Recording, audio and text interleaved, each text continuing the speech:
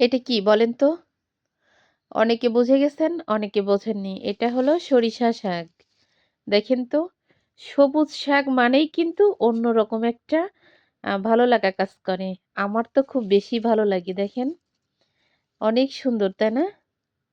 এই যে ফুলের কড়ি হইছে, মাঝে, মাঝে জায়গায়, জায়গায় ২-১ টা সরিষা হইছে। এই দেখেন এই যে সরিষা। তো এই সরিষা শাক দিয়ে মাছ দিয়ে রান্না করলে কিন্তু অনেক মজা লাগে। এখন বাজে 11:30। আমি এখন শাকটা বেছে রেখে দিচ্ছি। তা না হলে সকালে শাক বেছে রান্না করতে গেলে আমার অনেক দেরি হয়ে যাবে। সকালবেলা কি তাড়াহুড়া করি তাই রান্না করতে, করতে লেট হয়ে যায়।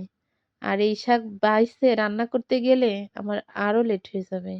এজন্য ভাবতেছি বসে, বসে শাকগুলা আ খুঁটে বেছে তারপরে রাখি।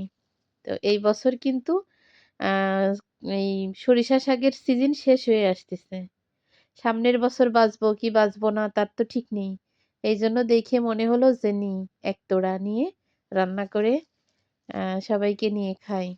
খাওয়া হইছে এবছর ২-৩ বার খাওয়া হইছে সরিষা শাক। তো যার, যার খেতে এখনো বাকি আছে তারা তাড়াতাড়ি খেয়ে নিন। এটা কিন্তু অনেক মজার শাক। এই ফুলটা কখনো কেউ ফেলবেন না। ওই শাকের ভিতরে কিন্তু ফুলটাও দিয়ে দিবেন। অনেক সুন্দর একটা ঘ্রাণ বেরোয় সরিষা, সরিষা আর স্বাদ লাগে বেশি। কিন্তু পিঁয়াজ আর হচ্ছে মাছ আর তেল বেশি দিতে হবে। কাঁচামরিচ কম দিতে হবে।